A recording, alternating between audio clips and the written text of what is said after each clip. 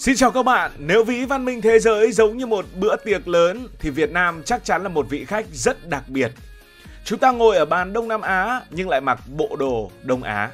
Người ta nhìn thấy Việt Nam ăn Tết Nguyên đán, thờ tổ tiên, học chữ Hán, dựng văn miếu, những đặc điểm quá giống Trung Quốc, Nhật Bản, Hàn Quốc, Triều Tiên. Nhưng đi sâu vào miền Trung, miền Nam, Tây Nguyên, ta lại thấy tháp Chàm, chùa Khmer, cổng chiêng ngân vang. Đó là những dấu ấn đậm chất Đông Nam Á. Tuy vậy, dấu ấn Đông Á vẫn vượt trội hơn. Việt Nam có thể coi là quốc gia Đông Á về văn hóa, nhưng chắc chắn rồi, chúng ta là quốc gia Đông Nam Á về địa lý. Tại sao lại có chuyện như vậy? Địa lý chính là lời giải thích đầu tiên. Việt Nam nằm ở rìa phía đông của bán đảo Đông Dương, phía bắc giáp Trung Quốc, phía tây giáp Lào và Campuchia. Phía đông và nam thì mở ra Biển Đông. Đường biên giới với Trung Quốc dài hơn 1.400 km, trong khi biên giới với Lào và Campuchia cộng lại còn dài hơn rất nhiều.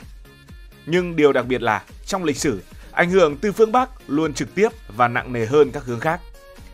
Trong khi hầu hết những nước Đông Nam Á như là Lào, Myanmar tuy có đường biên giới với Trung Quốc đều được ngăn cách bởi những dãy núi cao.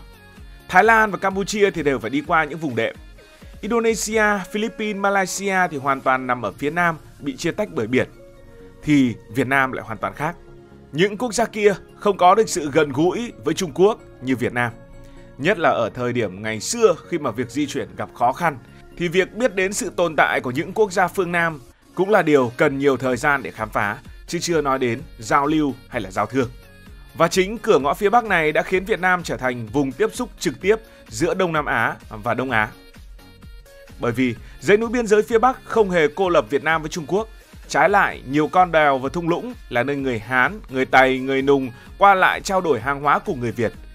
Những tuyến đường cổ từ ải Nam Quan đến Thăng Long đã nối liền Việt Nam với phương Bắc từ hàng nghìn năm trước.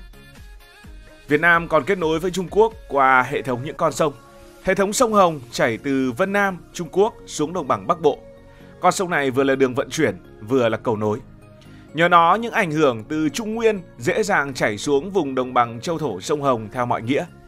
Đó là lý do mà vùng đồng bằng sông Hồng nhanh chóng trở thành trung tâm chính trị, văn hóa, hấp thụ và triển khai mô hình Nho giáo, Phật giáo Bắc Tông cũng như là chữ Hán. Và ở thời đại ngày xưa, đường biển luôn là một cửa ngõ giao thương quan trọng. Biển Đông không chỉ mở cửa cho Việt Nam ra vùng Đông Nam Á hải đảo, mà còn là nơi tàu thuyền từ Quảng Đông, Phúc Kiến cập bến. Những thương nhân, những di dân Trung Hoa đã đi theo đường biển để đến với Việt Nam, mang theo ngôn ngữ, phong tục, tín ngưỡng. Bởi thế nên, về mặt văn hóa, Việt Nam mang màu sắc của Đông Á cũng là điều dễ hiểu. Hãy thử so sánh với một vài quốc gia khác, ví dụ như là Thái Lan. Thái Lan thì cách Trung Quốc cả hàng nghìn km, ngăn cách bởi Lào và những dãy núi cao.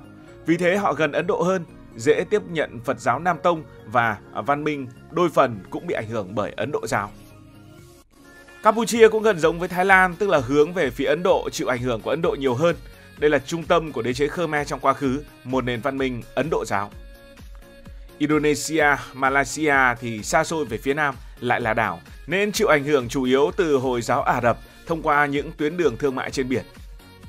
Như vậy chúng ta có thể nhìn thấy về mặt địa lý, chỉ riêng Việt Nam do nằm cận kề phương Bắc lại phải chịu hơn 1.000 năm Bắc thuộc nên mang đậm màu sắc Đông Á trong văn hóa.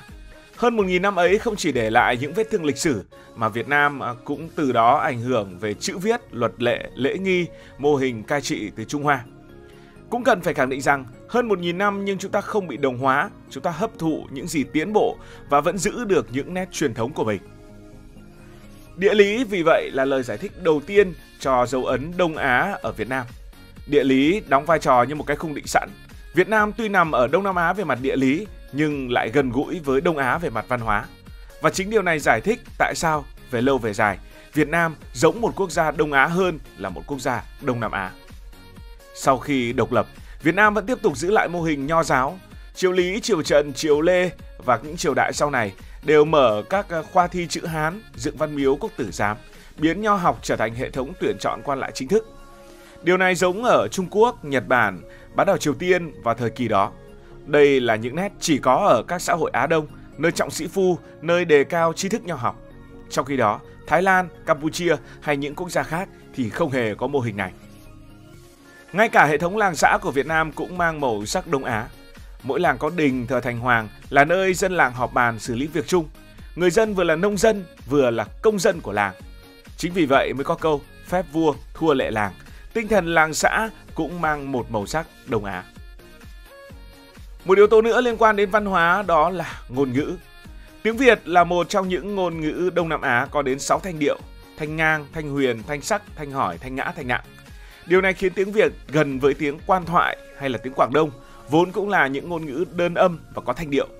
Ngược lại, tiếng Khmer hay là tiếng Malay thì không có thanh điệu, này rất khác. Kho từ Hán Việt chiếm khoảng từ 60 đến 70% vốn từ toàn dân. Ví dụ như là chính trị, kinh tế, văn hóa, xã hội, giáo dục, học sinh, giáo viên, tất cả đều là từ Hán Việt. Tức là nếu mà chúng ta vẫn còn duy trì cái chữ Hán như ngày xưa mà viết tất cả những cái từ vừa rồi bằng chữ Hán thì gần như cùng một hệ với tiếng Trung, tiếng Nhật, tiếng Hàn. Nhật thì có kanji, Hàn thì có hanja, Việt Nam thì có Hán nôm. Yếu tố ngôn ngữ lại một lần nữa khẳng định Việt Nam mang màu sắc của Đông Á. Về mặt tôn giáo và tín ngưỡng, người Việt quen đi chùa thấy tượng Quan Âm, A Di Đà, Địa Tạng, đó là Phật giáo Bắc Tông, chịu ảnh hưởng Trung Hoa. Tết Nguyên đán, Vu Lan báo hiếu, cúng sao giải hạn đều na ná như là Trung Quốc hay là bán đảo Triều Tiên. Ngoài ra còn có tín ngưỡng thờ mẫu, tam phủ, tứ phủ, vân vân cũng mang những màu sắc của khu vực Đông Á. Vậy là một lần nữa về tôn giáo và tín ngưỡng, Việt Nam chịu ảnh hưởng mạnh mẽ của Đông Á. Thế nhưng đừng nghĩ rằng Việt Nam chỉ toàn những dấu ấn của Đông Á. Vẫn có những dấu ấn Đông Nam Á hiện hữu rõ ràng, nhất là khi chúng ta bắt đầu dịch chuyển vào khu vực miền Trung. Bởi vì từ quãng thế kỷ thứ 2 đến thế kỷ 15, miền Trung Việt Nam thuộc Vương quốc Champa. Văn hóa Champa theo Ấn Độ giáo rồi Hồi giáo để lại những di sản đồ sộ. Thánh địa Mỹ Sơn là quần thể tháp tràm xây từ gạch nung được UNESCO công nhận. Mỹ Sơn có thể coi là một phiên bản Angkor Wat của Việt Nam, thờ thần Shiva, thờ thần Vishnu. Người Cham có âm nhạc riêng, đó là trống Jinang, kèn Saranai, điệu múa Aspara uyển chuyển. Ẩm thực Cham nổi tiếng với các món đậm đà, dùng nhiều gia vị, một phong cách rất Đông Nam Á. Khi người Việt tiến xuống vùng này, người Việt đã hấp thụ và hòa nhập, tạo ra một miền Trung vừa có đình làng, vừa có tháp tràm, vừa có giỗ tổ, vừa có múa Aspara. Đó là những nơi mà văn hóa Đông Á và Đông Nam Á đã hòa quyện vào nhau. Xa hơn nữa về phía Nam, ở Nam Bộ, văn hóa Khmer gắn liền với đời sống. Những nơi như là Sóc Trăng, Trà Vinh có đến khoảng 90% dân số Khmer ở nhiều xã. Lễ hội Chong Sram Thmei tức là Tết Khmer, hay là lễ hội ốc Om Bóc, cúng trăng và đua ghe ngò là những lễ hội lớn. Ẩm thực Nam Bộ cũng mang hồn cốt của Khmer trong nhiều món ăn. Đó là những thứ như là bún nước lèo, bánh thốt nốt. Nhiều món ăn Nam Bộ ngày nay thực chất bắt nguồn từ Khmer. Đặc biệt, vùng đồng bằng sông Cửu Long chịu ảnh hưởng của văn hóa sông nước đặc trưng Đông Nam Á. Người dân đi lại bằng ghe, chợ nổi Cái Răng, Phụng Hiệp là minh chứng. Đây là hình ảnh không thể thấy ở miền Bắc Nho giáo nhưng lại rất giống với Thái Lan hay là Indonesia tại Đông Nam Á. Và Việt Nam còn có một khu vực rất đặc biệt, đó là ở Tây Nguyên. Ở Tây Nguyên thì người Ede, người Ba Na, người Gia Rai sống trong nhà rông cao vút, sinh hoạt cộng đồng quanh bếp lửa. Họ tin vào đa thần, nào là thần núi, nào là thần sông, nào là thần lúa, vân vân. Âm nhạc cồng chiêng vang vọng núi rừng được UNESCO công nhận là di sản thế giới. Phong tục uống rượu cần, lễ hội mừng lúa mới săn voi, tất cả đều mang đậm màu sắc Đông Nam Á, gắn liền với những dân tộc Nam đảo ở Indonesia và Philippines. Đây chính là lớp văn hóa bản địa mà người Việt đồng hóa nhưng không xóa bỏ. Vậy rốt cuộc, Việt Nam thuộc Đông Nam Á hay Đông Á? Câu trả lời là địa lý ở Đông Nam Á nhưng văn hóa nghiêng mạnh về Đông Á, đồng thời vẫn giữ một phần Đông Nam Á. Người Việt ăn Tết Nguyên đán, học chữ Hán, dựng văn miếu như Trung Hoa. Nhưng người Việt cũng đua ghe ngò, múa Aspara, uống rượu cần, đánh cồng chiêng như những dân tộc Đông Nam Á. Có thể ví Việt Nam như một cây cổ thụ, gốc rễ cắm sâu vào nền văn minh Đông Á. Nhưng những tán cây tỏa ra thì có những tán cây đã vươn rộng đón gió Đông Nam Á với Champa, Khmer, Tây Nguyên, văn hóa Mekong. Chính sự hòa quyện ấy tạo ra một Việt Nam độc đáo, không thể lẫn với bất kỳ một quốc gia nào trong khu vực. Cảm ơn vì đã quan tâm theo dõi câu chuyện này. Nếu cảm thấy thú vị, bạn có thể nhấn nút đăng ký kênh, bật chuông thông báo và chia sẻ. Còn bây giờ thì xin được nói lời chào tạm biệt. Cảm ơn các bạn đã dành sự đồng hành cùng Hải Thanh Story. Đi qua những vùng đất, khám phá những điều mới.